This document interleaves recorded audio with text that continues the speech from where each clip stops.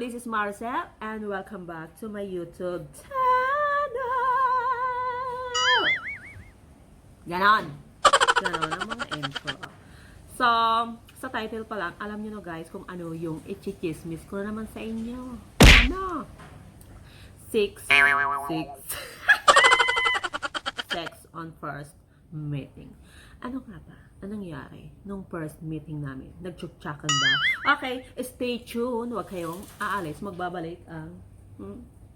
Meron na akong kuskus. Okay.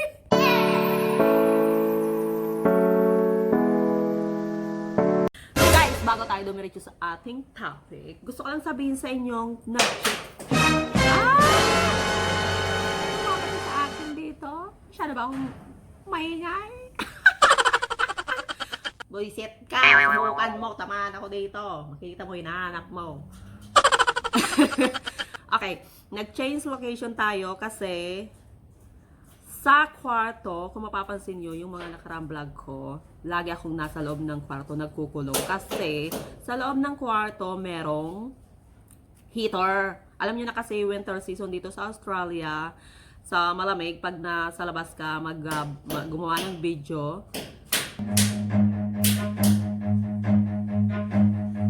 what's wrong with that? Run. Alam ko na kung ano yan, ibon. Panira talaga, interruption. Okay.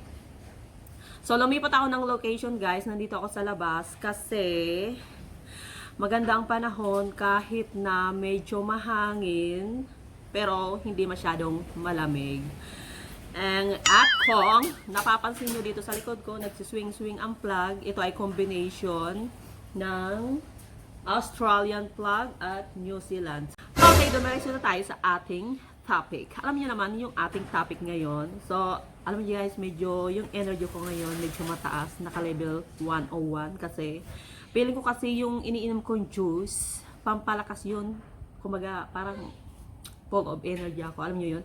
Yung celery at celery, apple, and carrot juice. Oo, ako mismo gumagawa noon.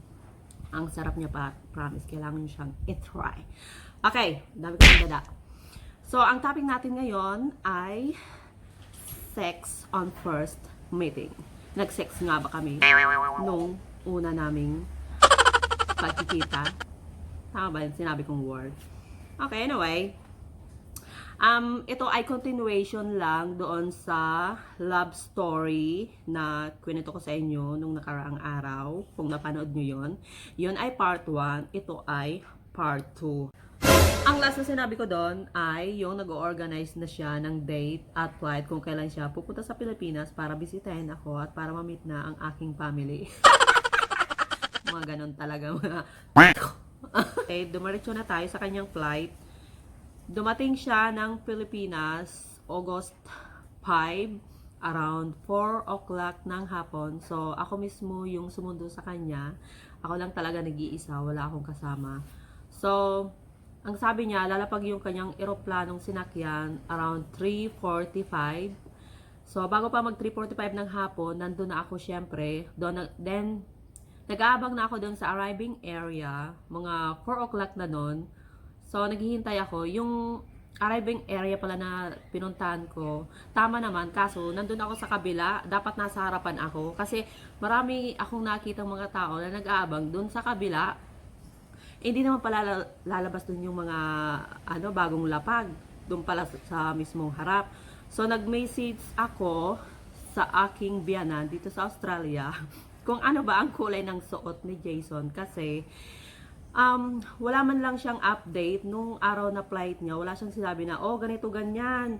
Ganito ang suot ko. Di ba kapag magkikita, di ba kapag may tatagpuin tayo na hindi natin kilala, sasabihin mo yung iyong suot, mga ganon, para alam mong siya, madali mo siyang ma-recognize. So, wala siyang update ni Honey Ho. Wala talaga. So, nag-message ako sa aking biyanan. Tinanong ko yung aking biyanan dito, inistorbo ko pa talaga kung ano yung suot ni Jason. Sabi niya, ang suot ni Jason ay white, then nakapantalon lang. So habang nag-type or kausap ko yung biyanan ko, pag angat ko ganun, gumanon ako.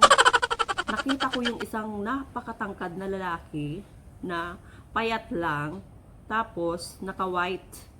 Then, naisip ko, ay baka ito na nga siya. Kasi yung lakad niya papunta sa mismong harapan. Nandun ako sa kabila, sa side. So, hindi ko masyadong makita yung mukha niya. So, pakiramdam ko, siya na yon. So, ang ginawa ko, naglakad ako papunta doon sa harapan. Lakad-takbo pa nga yung gawa ko eh. Kasi nakikita ko siya, gumaganong-ganon siya. Hinahanap niya ako kasi, syempre, expected mo naman na darating ka ng araw na yun. Syempre, dapat nandun ka na. Mali nga lang yung posisyon ko kasi nasa kabila ako. So, lakad-takbo yung ginawa ko. Nung nakita niya na ako, parang na-recognize niya na, oh, ito na nga si Maricel. Oh my God! Ang personal! Oh my God! So, nung nakita niya ako na papalapit na, lumapit na rin siya sa akin. Tapos, ayun, nag-hug-hug kami, kissing-kissing. Hinalikan niya ako sa lips. Oo, tapos nalasahan ko yung laway niya. Asang beer. Ang ginawa pala dun sa loob ng Philippine Airlines, kasi Philippine Airlines yung sinakyan niya. Manay ang hingi ng beer doon sa flight attendant kasi yung doon, pagkain at saka inumin free. Ang ginawa naman itong isa, unlimited yung hingi ng beer. Kumain lang siya ng konti, sabi niya. Pero ang lagi niyang hinihingi beer. So laklak siya ng laklak.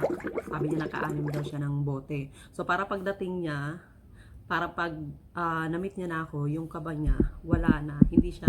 So, parang feeling teenager din siya kasi kinakabahan siya, parang makita ko na si yung aking mahal-mahal na Maricel. Charot. So yun na nga.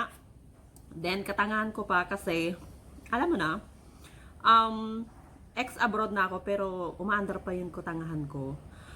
So nung wala akong kaalam-alam sa mga taxi na yan, kung Demetro ba or fix mo na yung kukunin mong taxi, yung fix ba, ibig sabihin yung ganito, doon tayo pupunta sa lugar na ganyan, 300 ang babayaran mo. Sa metro naman, depende yun sa takbo mo, di ba? Ang nakuha kong sasakyan, safe naman kami nakarating, kaso masyadong mahal. 3,000 yung hinihingi sa aming fix na ibabayad doon sa taxi. Tapos may pinipirmahan pa dong pero at least okay na naman kasi safe nga kami makarating. Ang mahal naman, 3,000. So sabi niya, bakit ang mahal? Kasi nag-book siya ng hotel doon sa Las Piñas. Mamaya i-edit ko to kung ano yung hotel na tinuloyan namin kasi nakalimutan ko na kung anong pangalan ng hotel na yon. So ayun na nga, sumakay na kami sa sasakyan. Bali, para siyang minivan na kulay white. Then ayun na nga, nagpa-diretso na dun sa hotel na tutuloy namin sa Las Piñas. So nagpaikot-ikot pa kami pagdating sa Las Piñas kasi hindi makita nung taxi driver yung hotel. Dinaanan na pala namin. Tapos so bumalik kami doon, wala pala siyang Google Maps. Di ba uso na yung mga Google Maps? So, wala siyang Google Maps, paikot-ikot pa siya. Tama lang yun. Binayad namin 3,000. So, pagdating namin ng hotel, nag-chill-chill muna kami. And then, ayun, kumain kami sa labas. Tapos, pagdating ng gabi, ito na. Tan-tan-tan-tan! May nangyari nga ba sa amin? So, pagdating ng gabi, nag-relax muna kami sa swimming pool. Oo, may binili pa ako ng bathing suit. Kasi doon sa hotel na tinuloyan namin, may swimming pool sa taas. So, bumili ako ng swimsuit. Nag-relax kami doon. Yung tubig, ang sarap kasi warm. Tapos, umahon kami ng around 11 o'clock ng gabi. Saka kami pumunta sa kwarto. So, eto na yung, na ba? Sex on first meeting. Aminin ko sa inyo guys, wala. walay nangyari sa amin. Alam niyo kung bakit? Kasi sa haba ng biyahe niya, syempre may jet lag ka, pagod ka, tapos, may isip mo ba yung anong yan? Depende na yun sa inyo. Pero sa amin guys, sa totoo lang, wala talaga. Nag-relax lang muna kami, kwento-kwentuhan, alam niyo na yun, banding. Then, the next day, kasi 3 days kami doon nag-stay from Friday, Saturday, Sunday. So, bali 3 days kami doon sa hotel. Then, wala kaming ibang ginawa doon, kundi mag-swimming. Tapos, sa last day namin, Sunday yon, pumunta kami ng SM South Mall. Kasi, yung SM South Mall guys, gamay na gamay ko na yun. Gala na ako yun. Kasi, ang unang trabaho ko noon ay sa Las Piñas. Doon mismo malapit sa SM South Mall. So, dinala ko siya doon. So, ayun, gala-gala kami, bumili kami ng damit. Tapos, ito pa nangyari guys. Sa kasamaang palad, nawala kami doon sa sunod na shopping center na pinunta namin. Kasi pwera pa doon sa shopping center, yung SM South Mall, lumipat kami doon sa kabila na, nung araw na yun pa lang yung araw na pumasok ako doon. So, nawala kami. Paikot-ikot kami doon. Hanggang sa nagtanong na kami sa mga ibang tao kung saan ang exit. Yung mga itinuturo sa amin, hindi rin namin makuha. Mali-mali yung nalilikuan namin. So, ano na siya, parang na-hyper na, nagagalit na siya. So, dumating sa point na nagtanong kami sa guard, ang katangan din ng guard. Tanga rin yung guard. Mali rin naman yung turo sa amin. Or, kami yung tanga. Kasi hindi namin makuha yung way. Then, merong pathway na sobrang inis niya. Doon na kami dumaan kahit hindi ko alam yun. Sumusunod na lang ako sa kanya kasi mainit na yung ulo niya. Kasi gusto niya nang umuwi, gusto niya nang magpahinga, hindi magawa. Kasi nga, nawawala kami. Ayun. So, sinusunod ko na lang siya. Then, ayun. Nakuha namin yung highway. Kalagi yun. Unbelievable. Na, siya pa talaga yung nakakuha nung way para kami makalabas doon. So, ayun na guys. Sa pangatlong araw namin, Sunday noon, umalis na kami. Nag-check out na kami bandang 4 tanghali yon. Umalis na kami kasi dumiretso na kami sa aking boarding house sa Batangas. So, ako nahihiya kasi yung boarding house ko sa Batangas, napakaliit lang, kasya lang talaga yun sa isang tao. Tapos yung bed ko, double deck pa.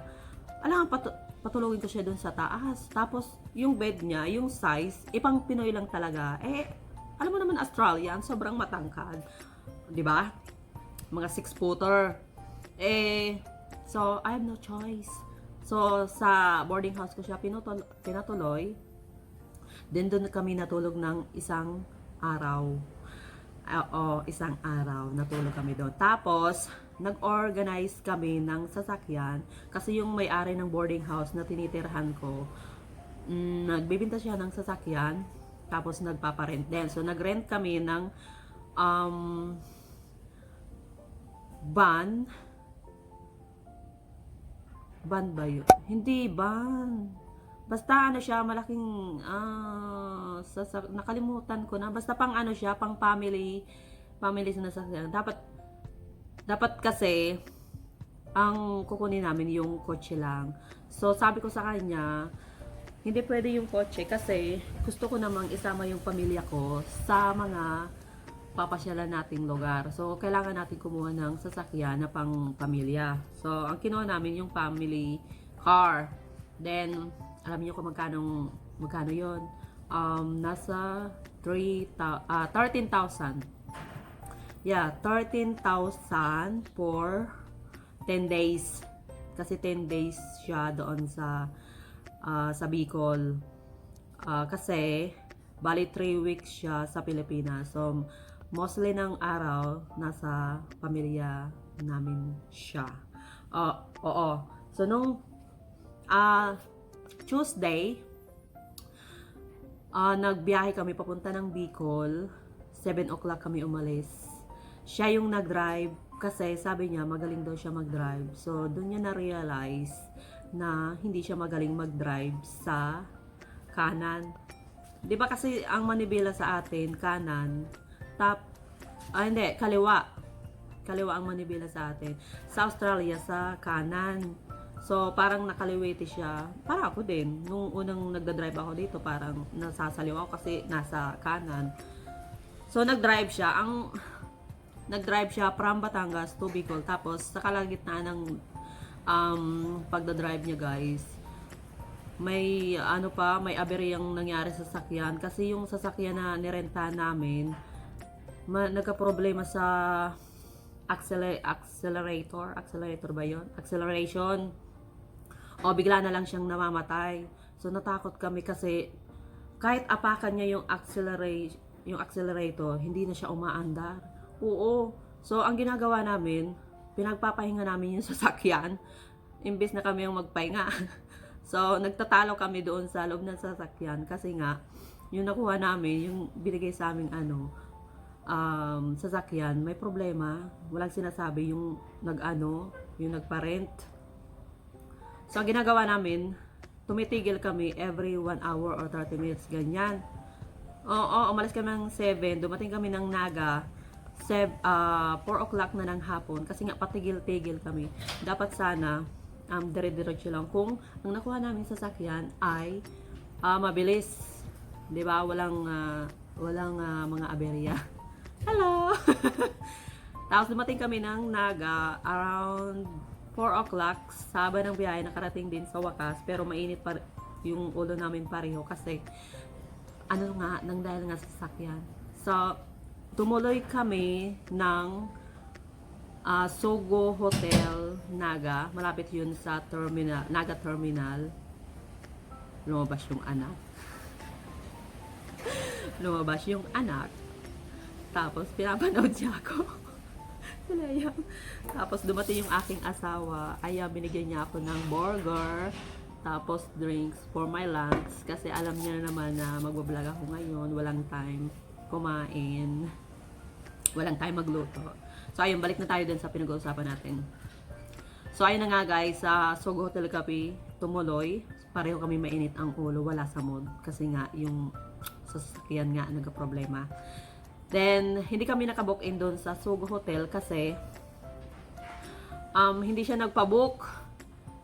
So, automatically nung dumating kami doon sa Sogo, doon pala, nung time na yun, yung araw na yun, saka pa lang kami nagpabook. So, ayun na, okay na. Alam nyo, yung Sogo, buisit na wifi yan. Hindi naman gumagana nga, pero parang ang pangit ng hotel nila, promise. Hindi naman sa pero sa totoo lang, pangit talaga ng Sogo. Kasi kulob na kulob sa loob. Pagpasok namin, pangit talaga. Oo. Aminin nyo na, pangit ng Sogo. So, one day kaming nag-stay doon. Nag-overnight lang kami kasi nagpahinga kami. Hindi kami dumiretso dun sa bahay namin. So, pinagpahinga ko muna siya. Then, kinaumagahan, umuwi na kami ng Bicol. So, drive ulit, umuwi na kami ng Ocampo sa Hibago. Oo, siya na ulit nag-drive. So, nung nagda-drive kami, nakita niya na yung sign ng welcome to Ocampo. Ayun, tuwang-tuwa na siya. Kasi alam niyang taga Ocampo ako.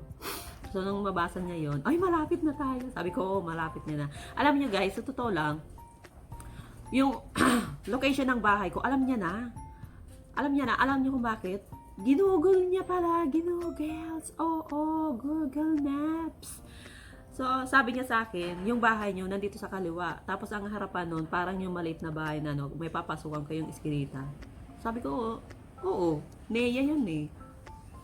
Sabi ko, bakit mo alam? Na pala siya. Nag-google na pala siya. Katalino, di ba? Tapos yun, nung dumating kami sa, sa amin. Ayun! Yay! Yay! Yay! Na-meet niya na yung family ko. As in, yung family ko naman, tuwang-tuwa. Na-meet na rin siya. As in, ang akala kasi nila, kasi si Jason, nung na-meet ko siya, age niya ay 45. So, ang akala nila, matanda na si Jason. Alam niyo sa camera, mukha lang siyang matanda. Oo, matanda na. Kasi nag-use it kasi siya eh. Pero pag nakita mo siya sa personal, pogi naman. Ang bata pang tingnan, oo, promise, totoo yan. Oo. Oo, totoo yan. Then, ayun na nga, nung na-meet niya na yung pamilya ko, happy-happy na kami. Celebration. Alam nyo, ang hinanda ko pa sa kanya noon, pinaluto ko yung girlfriend ng tatay ko ng specialty ng Bicol. Alam nyo yon, yung laing, ginataang laing, ginataang natong. Tapos, hindi ko alam na mahilig pala sa salty food. Alam yan, salty food. So, yung niluto ng aking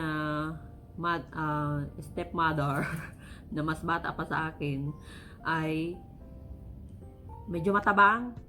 So, hindi naman siya nagre-reklamo nung pinakain ko na siya ng kanin with the laing. Wala siyang sinabi, pero inubos niya yun. Oo, napakaano niya. Talagang kinain niya yon. Tapos, ayun na, nung mga sumunod na araw, nagbanding-banding kami, karaoke, tapos nag-organize kami ng hotel na merong swimming pool. Tapos, kumuha siya ng isang kwarto para sa amin. Tapos, isang kwarto, family room. So, bali, isa siyang napakalaking room. Baling, dalawang room yun, kaso, may extension na pintuan. Yung nasa gitna siya, 'di ba? Nasa kabilang kwarto ka, kabilang kwarto ito. Pumunta ka doon sa gitna, meron daw pintuan, buksan mo 'yun. Lalabas ko doon sa kabilang kwarto. Pero sa family namin 'yon. Kami na doon kami sa kabila. So, ayun na. Nag-swimming kami kasama ko yung pamilya namin. As in, sobrang saya naman. Ito guys, yung picture. Ayan, kasama yung aking family. Na, ayun na, alam niyo guys, first time yung family ko sa hotel. Kasi, excuse me, kasi alam niyo naman, mahirap tayo, hindi natin ma-afford yung hotel. Ang mga nag-a-afford lang ng mga nag-hotel, yung mga pang 3 hours lang, yung pang palipas oras lang na chap-chapan, ganon. Oo, hindi talaga yung hotel na pang family, na tutuluyan mo, tapos merong mga swimming pool, mag-i-enjoy kayo ng pamilya nyo, kasama mong pamilya mo, ganon. So, ayun na nga, napasaya namin yung aming pamilya. Then, the next day, umuwi na kami ng Batangas. Bumalik na kami ng Batangas, August 18, bumalik na kami ng Batangas kasi ang flight niya ay August 21 yata yun, August 22, hindi ko na matandaan. Basta bumalik kami sa Batangas for 3 days. Again, doon ulit sa boarding house. Tapos, kumuha na ako ng driver noon kasi medyo natakot na ako doon sa kasi feeling ko babanggain niya yung mga kasulubong niya. Nasasaliwa kasi siya. So, kumuha na ako ng driver namin. Then, pagdating namin doon sa Batangas, doon ulit kami dumiretso sa aking boarding house. Tapos, nung pangalawang araw, doon na kami natulog sa bahay ng inuupahan namin kasi nag-offer siya sa amin na doon na patulogin. Kasi nga, lampasan yung paa niya pag natutulog siya doon sa bed ko. Kasi yung size ng bed, pang Pinoy lang talaga. Alam niyo naman, Australian, matangkad. So, ayun, pinatulog niya kami doon ng isang araw. Tapos, the next day, hinatid ko na siya sa airport. Oo, nagpaalaman na kami ng dalawa. So, ayan yung picture na hinatid ko siya sa airport. So, nung araw na ng kanyang, yung time na alis na siya, hinintay ko muna siyang umalis bago ako umalis. So, parang nalulualo ako kasi ayun na nga, back to long distance relationship again. Tapos, ayun na nga guys, the rest is history again. So, gagawa ulit ako ng part 3 nung kinuha niya na ako sa Pilipinas. Diba? Nung kinuha niya na ako sa Pilipinas, nung inorganize niya na yung aking tourist visa. Mabilisan lang yun eh. Ay, hindi. Ay, oo. Basta ikukwento ko na lang sa inyo kung ano, kasi gagawa pa uli ako ng part 3 nito. So, abangan nyo yan, guys. So, dito na muna nagtatapos ang ating vlog for today. Sana na-enjoy nyo ang panonood sa aking paggawa kahit na binabato-bato ako dito. Ibon lang yun. Walang mababato dito. Hindi uso dito ang batuhan. Sa Pilipinas lang mahilig sa batuhan. So, hanggang dito na muna ang ating vlog for today, guys. So, parang sobrang bilis ko na magsalita. Nabulol ba ako? So, thank you so much, guys, for watching. I hope na na-enjoy nyo ang panonood. So, see you sa aking next vlog. And don't forget to like and subscribe to our YouTube channel. And yeah, bye-bye! Thanks so much. Bye!